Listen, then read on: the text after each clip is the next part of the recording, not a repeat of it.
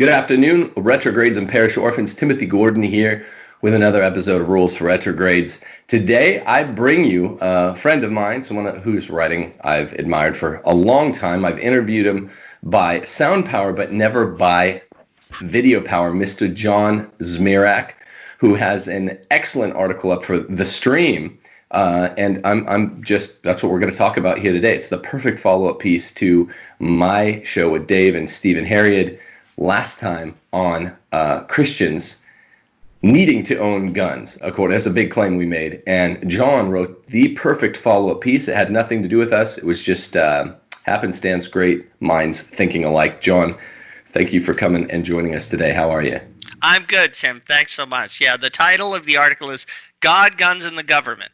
And it's a long one. I aim to provide all the resources you need to explain to your pastor or seminary professor or confused woke niece why Christians are committed to religious freedom and gun rights, and how those two things actually grew up together. They are twins, and they grew up together in the bosom of Western civilization as part and parcel of the Christian view of the human person. Your approach is the dignitarian approach, and it's really interesting because I'd never seen outside the writings of Madison, father of the Bill of Rights, I'd never seen the dignitarian approach which couples in such an explicit manner the First Amendment and the Second Amendment, except I was making the point last show when we were talking with Stephen Harriet and Dave. You make the claim that human dignity, that same dignity which forswears a human being from taking innocent life, that particularly that of a baby in the womb, is the same, one and the same, that forswears human beings from taking one another's guns. It doesn't matter if you're an agent of the government, right? Can you explain that point? Sure. I loved it. Sure. We go from the Old Testament to the present in terms of Christian history and divine revelation and theological speculation, but we also look at natural law. If you believe that man is the image of God, if you believe that man has inherent dignity as part of this creation by God and redemption by Jesus, you believe that human being has the right to defend his dignity and his existence and his survival and his family and his children. And what really brought this home to me, my co-author on the article is Jason Jones, the pro-life filmmaker, and he was in the Kurdish part of Iraq just about 2 years ago, and he was meeting with members of the Kurdish community. And they were talking, he said one of the most heartbreaking experiences he ever had was talking to fathers of families who had seen ISIS come, kidnap their daughters and wives, and sell them into sex slavery as registered sex slaves in a computerized database that the New York Times documented ISIS operated. And Jason said there was something so broken in the faces of those men. The most basic thing any of us feel is the duty to protect the vulnerable, especially those for whom we're directly responsible because God has put them in our care. And by taking away their guns, the Iraqi government had rendered them helpless and then failed to protect them. Right. Compare that and the situation of those Iraqis, the Assyrian and Chaldean Christians in Iraq, the Yazidis in Iraq, whom the government, first Hussein, had disarmed them, and the American-backed government had not done anything to help them regain their arms and defend themselves. And they were raped, pillaged, and murdered, quite literally. Compare that to the Syrian Christians in Syria right now, who created Christian militias and allied with the Kurds. They are the ones who defeated ISIS with American help and destroyed that evil organization. Right. Compare those two experiences. That's the difference between Christians subjected to pacifism or socialism or government-imposed disarmament, and Christians who are allowed to defend their human dignity and their religious freedom by using proportionate force. Hearing about that experience, I said, I got to write about this. Yeah. I did not imagine that whole U.S. cities would be taken over by leftist Marxist militias, smashing windows, robbing stores, pulling down statues in churches, threatening to burn churches, and that the police would be standing down at the orders of their leftist mayors, essentially ceding sovereignty over the city and over the rights of the individuals there to a crackpot self-appointed Marxist gang. Normalcy bias is a hell of a thing, isn't it? I mean, we all knew big gun rights advocates like you and I all my life. We've been saying, hey, without guns, this kind of stuff happens. George Soros plants some mayors. He plants some district attorneys here and there, sprinkles them around. All of a sudden, it's a whole setup. It's a pig in a poke, man. It's a turkey shoot. This is what's going to happen. The board is set. The calculations are pre-made, blah, blah, blah. And even guys like you and I, you actually start seeing this stuff happening on TV. I got fired, for just saying, wow, this is crazy terrorism. It starts happening. And even guys that have been woke to what happens without gun rights all along. Now, I mean, we technically have gun rights still in America. Even we're surprised. Why are we? I mean, you didn't write about this at all, and I want to get back to your article in a second. But why are we still surprised? Why is human nature wired that way? Where we're surprised when we're right? That's right. That's right. When people are when kids have been taught for 20 years that the founding of America was evil, that it was a conspiracy of slave owners trying to exploit black people and murder Native Americans, why are we surprised when those same people grow up and pull down statues of George Washington and Abraham Lincoln and Ulysses Grant and Frederick Douglass and Junipero Serra and Christopher Columbus? Why are we surprised? We've been teaching these kids that America is a poison tree that only yields poison fruit. It needs to be cut off at the root. And when they take out the chainsaws, all of a sudden we're shocked. Right. The 1619 Project, which the New York Times sponsored and the Pulitzer Prize Committee awarded, and now is being taught in schools as a curriculum across the country because left-wing teachers' unions are pushing it. The 1619 Project is literally a conspiracy theory that says America exists to serve slaveholders. It is on the same order as the Protocols of the Elders of Zion. And in fact, I call it the Protocols of the Elders of Jamestown. Right.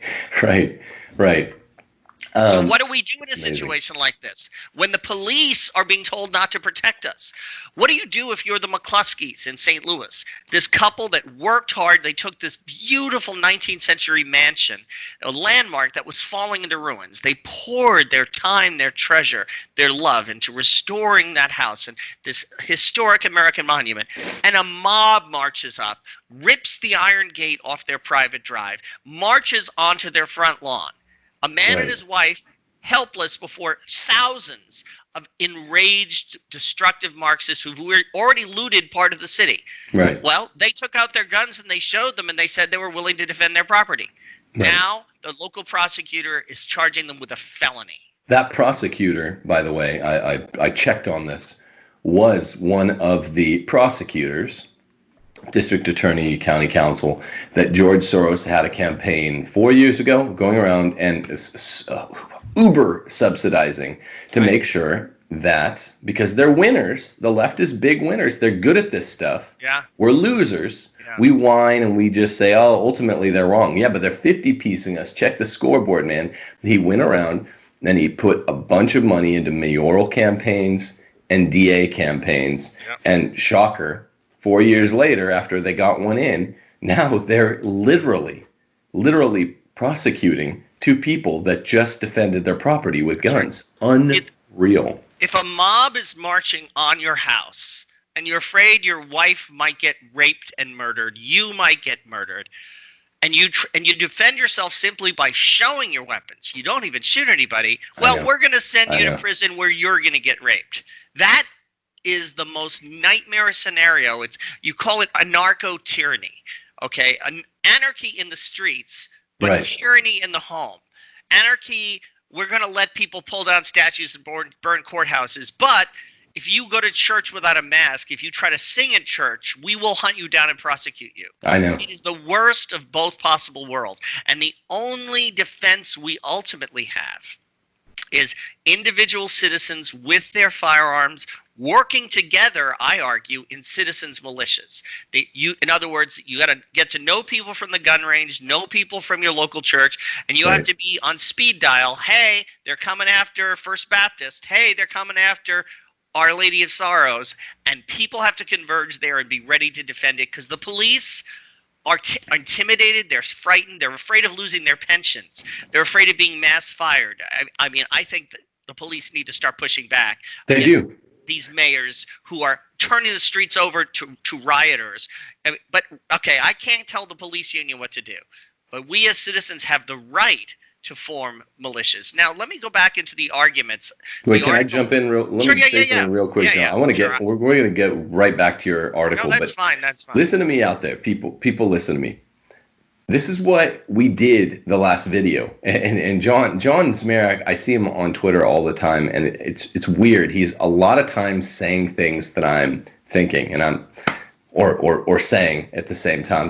A lot of times John is on Twitter saying things that I got on Twitter to say. It's not a very pleasant place, right? Yeah. This is precisely what we were saying in the last video. And you want to be careful how you say it, right? But defending bodily integrity of self or others is the name of the game, and the cops aren't going to do it. Look, the only thing I wanted to say before we get back to your article, I have lots of questions, is there was a Twitter story that was making the rounds. It was a heroic black lady that was painting over Black Lives Matter in, I think, New York. Yeah. And the cops showed up, and they gingerly arrested her. And a lot of people on Twitter said you could tell they didn't want to, but they did it. Listen to me, people. Those cops are betas, right? And the people say, well, but they clearly didn't want to. What's worse? An enthusiastic goose-stepping Nazi, or a cowardly, hesitant, reticent goose-stepping Nazi? A collaborate. At least the goose-stepping Nazis are doing what they believe, man. They're vile. They're the worst. But I mean, in a certain sense, the collaborators, the people that just go along, neutral or good men. You know, all it takes for tyranny to prevail is for good men to do nothing, as was famously said by Burke. These people are lower than worst. I mean, the Nazis are everyone's punching bag, including mine. But the people that went along with the Nazis that didn't believe in what they said are the worst. Also, I get sick of guys going, well, I'll defend my family, but I mean, it's a hellish choice. I might get prosecuted. The answer that I say to the cops that do the right thing and say, I'm not going to touch that lady. She's a good guy. She's standing up for us. I'm sorry. I might lose my job. My answer is, and my answer to guys that are like, well, I'll defend my wife and kids, but what if the DA prosecutes me? They might. And you do let justice stand though the heavens fall. What it says in the Bible, 'tis better to be judged by 12 than carried by 6. Beautiful. That's not in the Bible, but it ought to be. Beautiful. All right, just going back to the roots of this. The human dignity which we believe each of us has, by virtue of our creation and our redemption, that human dignity demands that we be able to defend it against immediate threats, against violent looters, criminals, terrorists, but also that we be able to defend it against tyrannical governments. Those two things go together. And in the article, God, Guns, and the Government at stream.org, we trace it back to the Maccabees in the Old Testament and to the development in the church of just war teaching first. You know, what is legitimate use of force? Began with Augustine. But then, what is legitimate resistance to the government? The government is ordained of God, but when it oversteps, when it becomes tyrannical, when may subjects resist and defend their rights? Thomas Aquinas said a tyrannical ruler may be deposed. He said specifically, he who kills a tyrant to free his country should be praised and rewarded. Direct quote. There you go.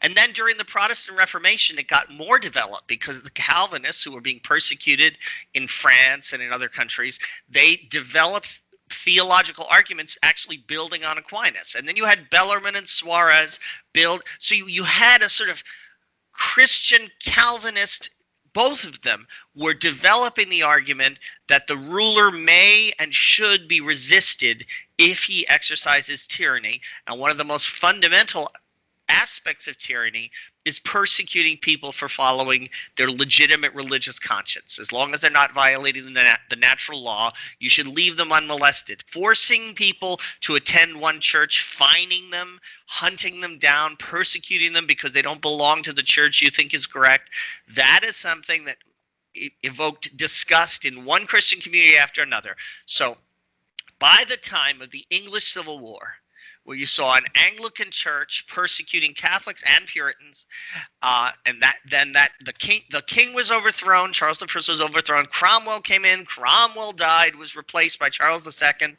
James II came in and was seen as a threat to religious freedom because he had been the client and the patron. His patron was Louis XIV.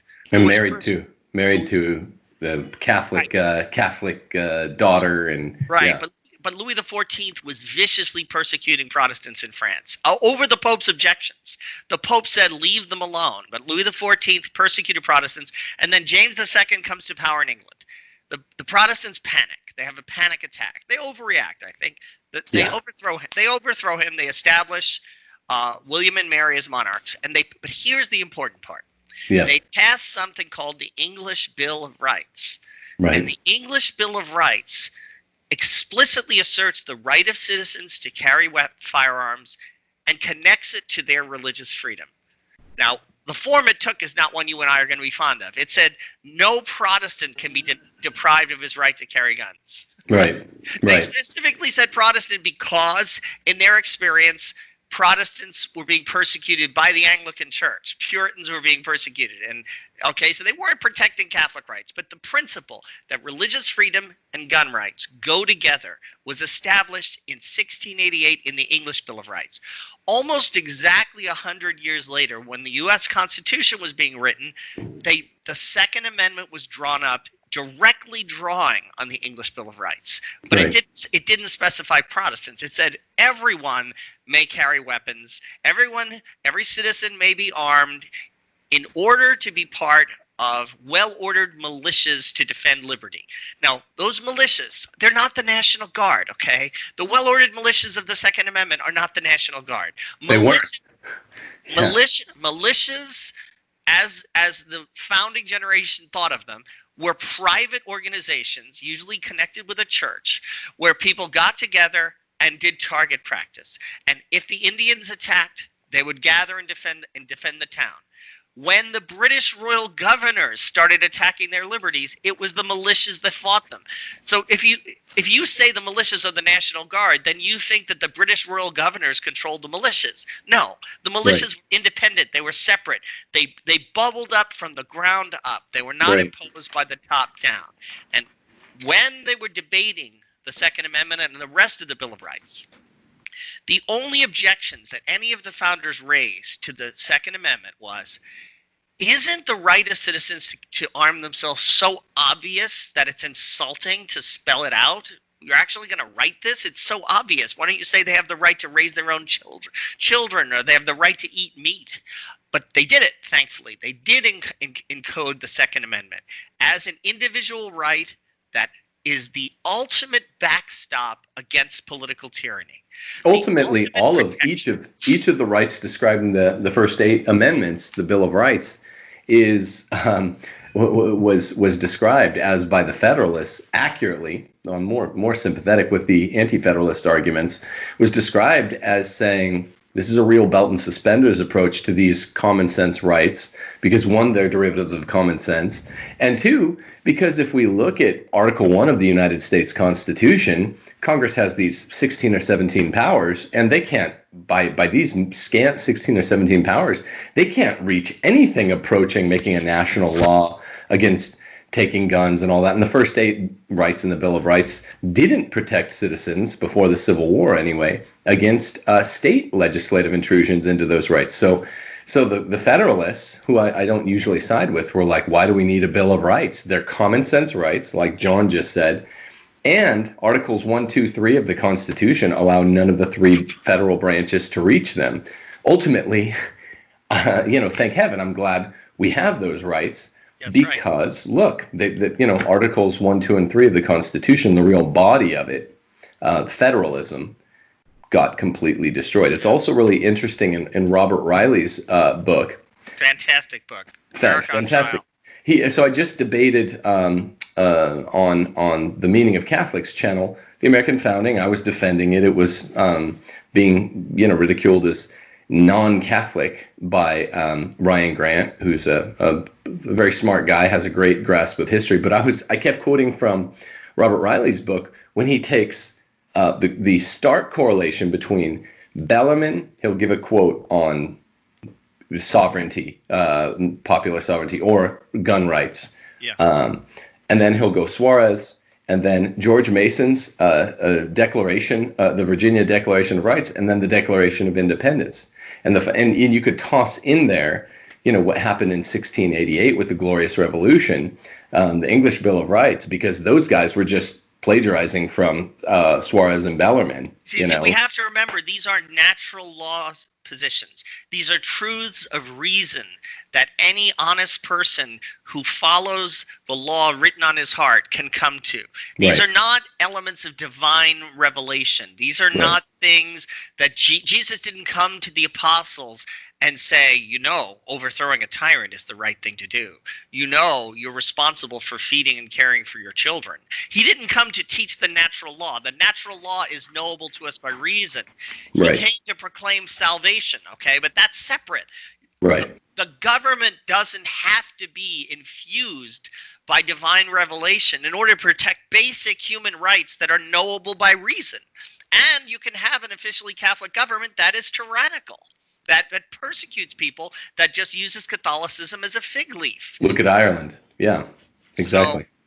The important thing there, John, is that it is natural law principles. Why is Catholicism so uniquely disposed to, not necessarily Catholic regimes, look at Ireland, but the Catholic intellectual tradition? Why is it so uniquely disposed toward upholding that natural law tradition? Well, it turns out among this is a whole different show, but among the kind of two halves of modernism, Protestantism on one hand and the Enlightenment thought on the other hand, it's most of those know themselves as a response, a rejection of Aristotelian natural law. So it's not that Catholicism alone, or in the supernatural branches of our faith, we get something unique about the natural law. It's that Catholicism alone is fully and has always been, the last few pontiffs aside, has always been uniquely affirmative of the natural law, and the two halves of the modernist coin have not.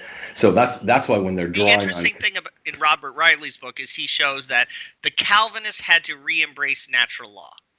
You saw a renaissance of natural law among Calvinists, and it was that influence. Calvinists who acknowledged natural law essentially founded America. The Enlightenment people, the deists, were a minor influence. It's like the Mormon presence in the Republican Party, a fringe element. Right. 90% of the American founders were convinced Augustinian Christians. That is Calvinists. So we'll disagree with them on sacramental theology and a number of theological points, but they had embraced natural law, and they were reviving medieval Catholic arguments against tyranny. Against their own metaphysics. Yeah, that's the thing. They had to come back around to Suarez, Bellarmine, and against their own metaphysics, which was a sweeping rejection of Aristotelian metaphysics. Founders considered that citizens' militias and the right of ordinary people to revolt against a tyrannical government was the most basic and fundamental protection against tyranny. And if you read Stephen Halbrook's book, That Every Man Be Armed, you'll see letters from one founder to another speeches made during the debates and the ratification of the Constitution and the Bill of Rights, where it repeatedly said the ultimate backstop against tyranny is citizens forming militias and resisting or overthrowing a tyrannical government. Now, let's bring this a little bit closer to the present. There's a powerful book by R.J. Rummel called Death by Government. I don't know if you've seen it. Everyone needs to see this book. It's available free online. The whole book is posted on the web. He is a scholar of genocide. He studied the murder of civilians by their own governments. And according to him, the middle estimate of the number of civilians murdered by their own governments between 1914 and 1990 is 170 million people. And that does not include casualties of war.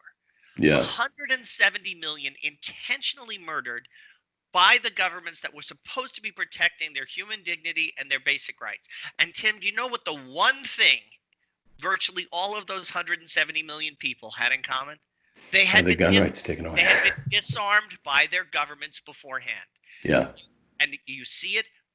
There's a great book, Gun Control in the Third Reich, by Stephen Halbrook. The first thing the Nazis did was take the gun registry that the Weimar Republic had compiled. The Weimar Republic had done gun control laws trying to control extremism. But of course, the extremists, the Nazis and the communists, never turned in their guns. Just the ordinary people registered. So they took the names of all the people, Jews, socialists, Catholics, liberals, who had registered their guns, and they confiscated them before they did Kristallnacht. And so they rounded up and shot and imprisoned Jews, union members, Catholics, monarchists, all their political enemies. All their names were in government registries, and their guns were taken away, and then they were killed or imprisoned. Yeah. In the Soviet Union, the first thing Lenin did was seize all the private firearms. And during World War II, those countries that had resistance against the Nazis, they had one thing in common. They were countries where the citizens still had private firearms. They were able to conduct a resistance. Where they didn't have guns, you don't have a resistance. It's a one-for-one correlation. So what we do in God, Guns, and the Government, which is a paper that we're going to be doing as a book, but right now it's a paper at stream.org. We show the natural law, Old Testament, New Testament arguments for gun rights, and we show how the American founding echoes natural law, echoes the teaching of the church, and how our experience of 20th century history, the experience of religious persecution of Christians by Muslims today, or of Muslims in China being persecuted by the communist government. Again, disarmed religious people being persecuted for their beliefs by a tyrannical government. If they had private firearms in Hong Kong, right now, if Hong Kong had the gun laws of Switzerland, the Chinese government would not be able to tyrannize those people. But as it is, all they have is cell phones and their courage. But when they have a tank and you're standing in front of the tank, they're going to run over you with the tank. Right. So we as American believers have to arm ourselves. I'm finally breaking down and getting that AR-15. I grew up in New York City. I never held a loaded gun till 3 months ago. Now I'm going to the gun range, and I'm getting an AR-15 pistol, and I'm going to exercise my Second Amendment rights before they're taken away. God forbid, zombie Joe Biden is put in the White House to be controlled by a secret committee. I mean, he's not going to be president, right? So who is really going to be president? Well, we don't know. We're going to have a secret committee running the country, but trust us, we'll protect your rights, and we'll send a mob to your house to maybe kill you and rape your wife. And if you defend yourself, we'll send you to prison. That is the Democrats' platform. The Democrats' platform is a narco-tyranny. We have to be prepared to defend our churches, our neighbors, our families, our children, our fundamental rights against people who are explicitly saying, we hate you, we hate your church, we hate your country, we hate everything about you, we think you're evil, we think your very race, white, is evil, so we want to persecute you. I mean, at some point, if you're a Tutsi in Rwanda in the early 1990s, when the Hutus keeps going on the radio and saying you're cockroaches and must be exterminated, at some point, believe them that they mean it and get ready to defend yourself. Yeah, I mean, the first half of your article is characterized by this great point that Christians have been. It's a point I've been making a lot this summer. Christians have been brainwashed of both Catholic and Protestant denominations, notwithstanding the rigors of the Second Amendment. They've been brainwashed by a kind of SJW gospel, a false gospel, in both Protestant, mainline Protestant, and Catholic churches, that the dignitarian aspects of human rights, which, in the Catholic Church, bishops kind of perfunctorily still stand for. They're not very vocal about being pro-life, but they haven't really attacked being pro-life yet.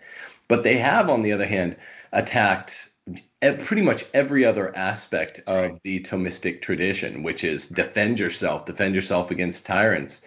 And so many Christians, Protestant and Catholic, are literally, they have in their mind this false dichotomy of like, well, the dignity of the individual person, this is why we can't have abortion.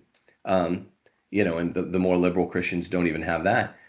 But they don't understand that gun rights go with dignity. Can you explain that a little bit? Absolutely. Mainline liberal Protestants and the Catholics who want to pass for mainline liberal Protestants, who want to be acceptable, they want to straighten their hair and go live with the WASPs, and evangelicals who want to be cool and want to be accepted and want to be fawned on by the New Yorker and NPR. All these branches of Christianity have moved away from preaching the moral law. They've moved away from focusing on personal salvation. They've moved away from all the hard sayings of the Bible. Right. And instead, they're presenting themselves as progressives. They're captivated by the social gospel. The social gospel is something that arose in the 19th century when Darwinism emerged and mainline Protestants started to panic that maybe, the Bible wasn't as reliable as a source of truth as they had thought because of Darwin. They started developing this thing called the social gospel. And what that said was, regardless of whether the miracles in the Bible happened, of whether God made man or he just emerged by natural selection, of whether Jesus rose from the dead or not, even if those things aren't true, we can agree that Christian ethics are beautiful and uplifting, and they make for a better society. So what we're going to do is we're going to focus on the nice, ethical, friendly parts of Christianity that will keep drawing people into the church. You don't have to worry about whether Jesus rose from the dead or not. We can agree that it's nice to be nice, and you should be good to people. And hey, let's look out for the weak, okay? That social gospel pays no attention to the dignity of the human person. It doesn't care about the drama of eternal salvation. What it becomes is a tool of the state. If your church isn't sure whether Jesus rose from the dead, isn't sure whether Mary was a virgin, isn't sure if Jesus performed any miracles, it's going to present itself to the government as, we can be the finishing school for citizens. We as a church will help make citizens nicer and friendlier and more pleasant. And whether or not Jesus is coming again, whether or not there is a heaven and hell, we can agree we want to live in a better society. We can try to build a heaven on earth. And that's what Woodrow Wilson wanted to do. He believed that he was the voice of the Holy Spirit in remaking this earth into the kingdom of heaven by the force of the U.S. government. Right. These churches, they become the chaplains of a more and more powerful government whose goal is to kind of build a kingdom of justice and equality right here on this earth. What they're doing is they're moving away from the model of you and I as individual free citizens, images of God. Instead, they're looking at society as like an ant colony or a termite colony, a collectivist entity that you want to make orderly and disciplined so it can pursue common goals.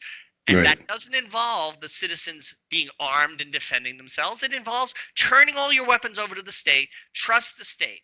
The queen of the colony will protect us. Your individual dignity, your independence, your autonomy are not important. We have misunderstood the human species. You're not mammals. You're not a little lower than the angels. You're termites, you're ants, you're worker bees, and it's your job to follow the pyramid, the queen, the government, the president at the top. And we are going to be here to help diminish conflict and help make this life a little bit more pleasant. Gosh darn it. There's a lot of scary sympathy for the exigencies of this political economy you just described, John, on the dissident right, and even on the Catholic dissident right. The post-liberal, illiberal right. A lot of them are kind of like, well, we don't like maybe the scooping up guns, but all the rest of that sounds pretty good. The pyramidal structure you just described, the kind of force from the top, Right. Forced virtue from the top. That a lot of them are saying, I've had conversations with friends in the last week. A lot of them are saying, well, why can't we just have like a Christian Napoleon or a Christian I forget who else they said, Caesar. It's like, well, because Christian Napoleon and Caesar are fundamentally anti-Christian. Why is blind power always against Christians? Yeah.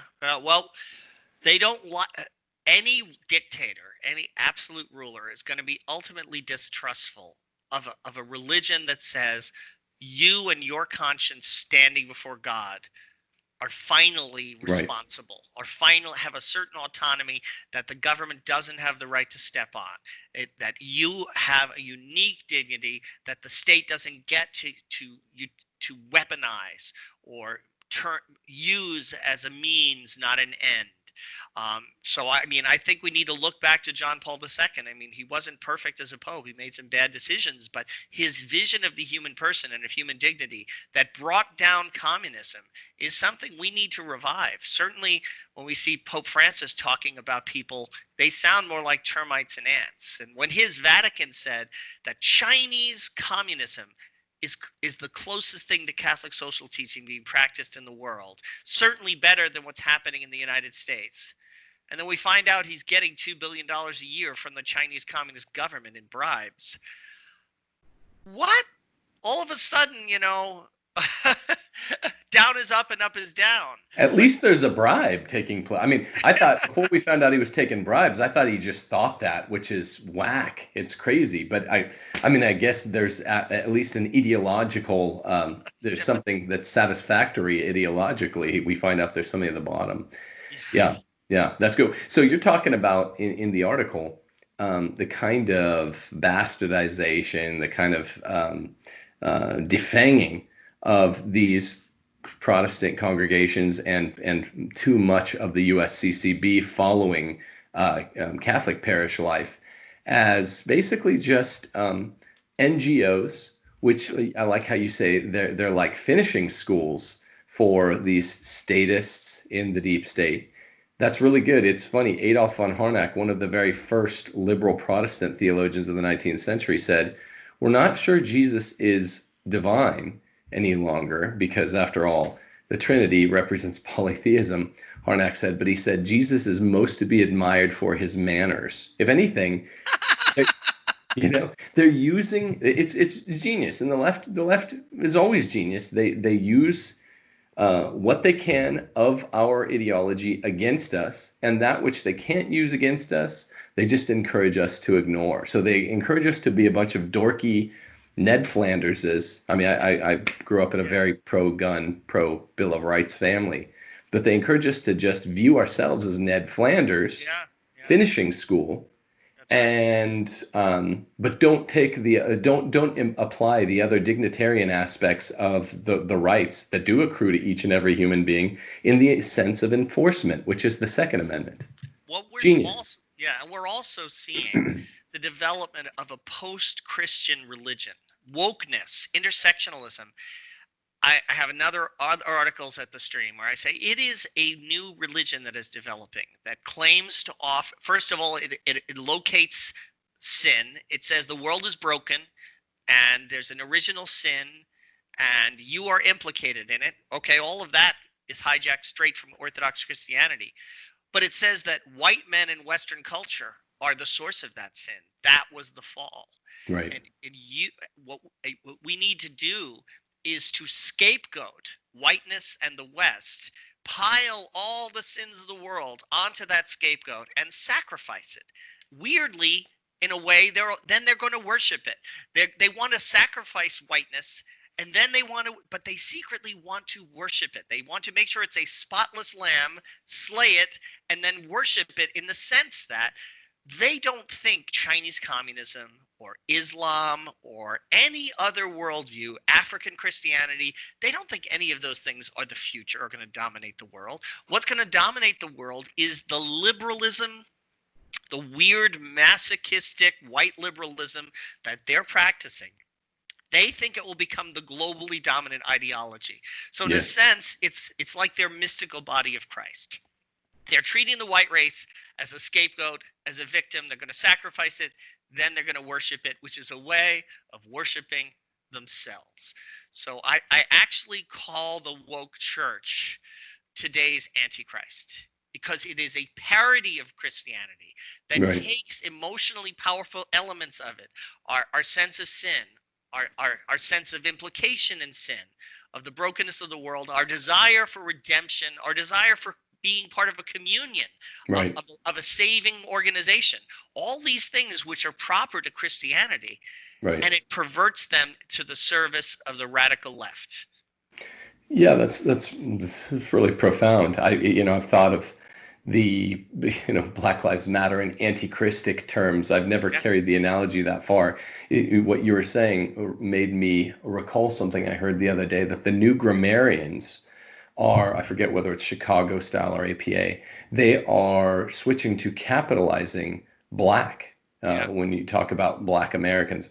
And they insisted, they give an explanatory note, white is not a real race, and so it will remain lowercase w. It is coming, people. And what I always remind people as a nota bene on that thought is that Hitler, when he was beating up on the Jews, he did not portray them the way we think of them today. Oh, like the Jews got really, really badly beaten, their victims in 1930s Germany. When Nero was vilifying the Christians in post Christ 67 AD Rome, he was not saying they were these little weak minority party of new religionists. They always say this is on the rise. They're actually more powerful than you think. They're on the ascendancy. The Jews are this powerful banking class. Hitler was saying, after the Weimar Republic, they've taken over everything. They're corrupting everything.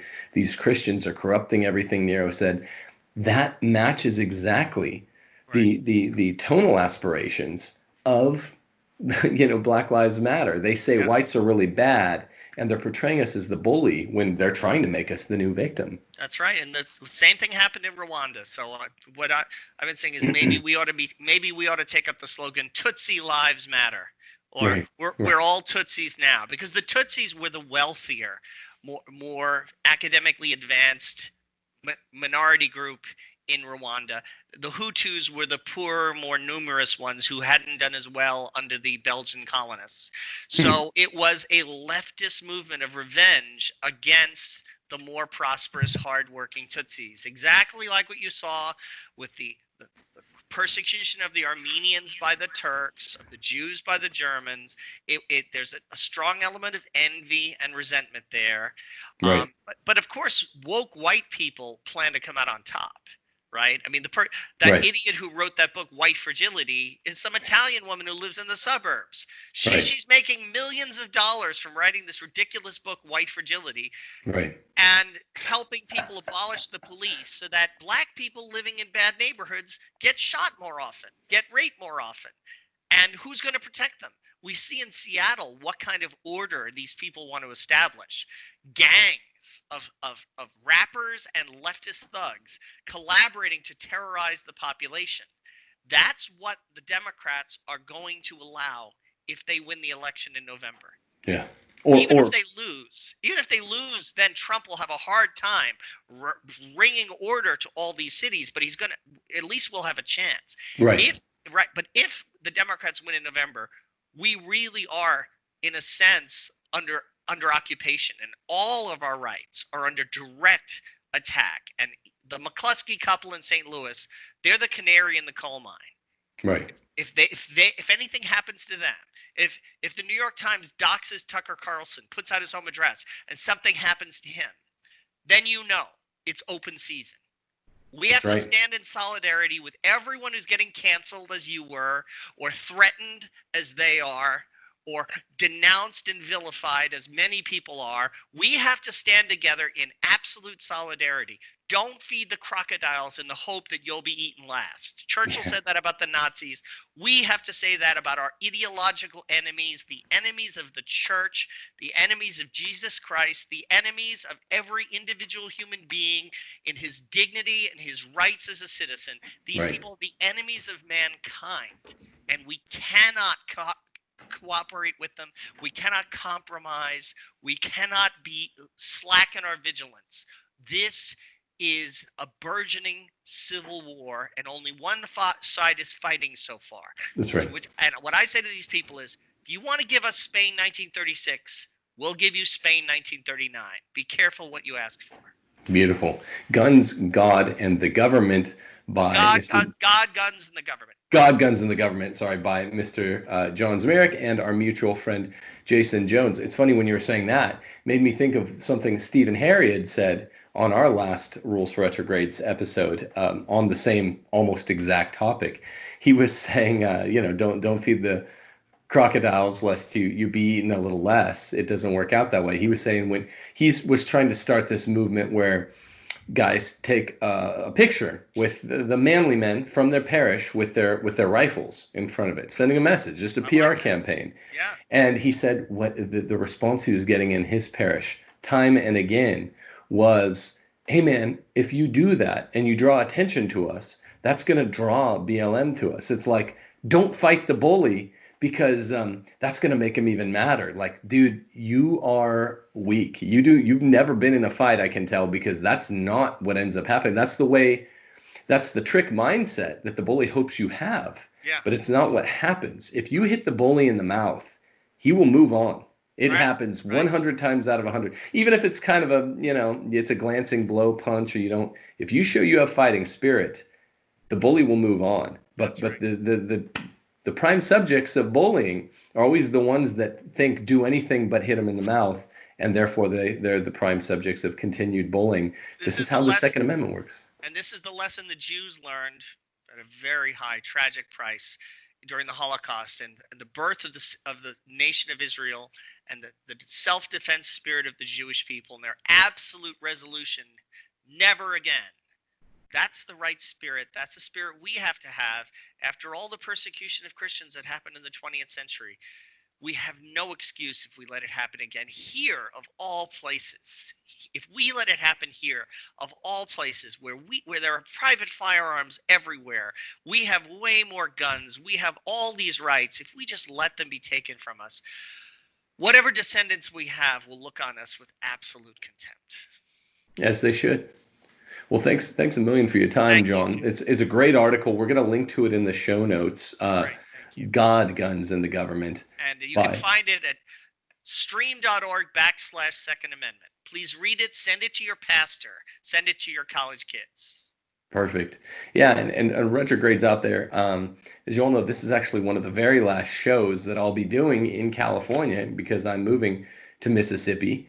With guns aplenty, and my whole house is barren aside from this little corner, and we'll be pulling out of pulling up stakes, leaving town in less than 24 hours. So if you are so inclined, go to timothyjgordon.com. We still have a few spots left in the Aristotle's Ethics course starting in September, a few more spots left in the church history class, and lots of spots in the Catholic Republic class on my book, Catholic Republic, on basically the self-same ideas you heard John and I discussing in the first half of today's show. Also see Dave's Patreon account and my Patreon account. Click subscribe and like, please. I try not to bother you with that too much, but a lot of people are reporting they forget to. And more than anything, go buy guns, buy ammo, practice with them, make friends with some local gun people. Lasting friendships often come from gun pal fellowship, and be prepared for what's coming. Because if it doesn't come in November, let's say Trump gets another 4 years, good. But it's coming 4 years after that. The next time the Democrats hold the White House, all hell is going to be unleashed in a way that's unprecedented in our lives. Like John's saying here today. So, John, thanks a million for your time. And yeah, I really appreciate the article. It's a great one. Everyone go check it out at the stream. Thank you so much.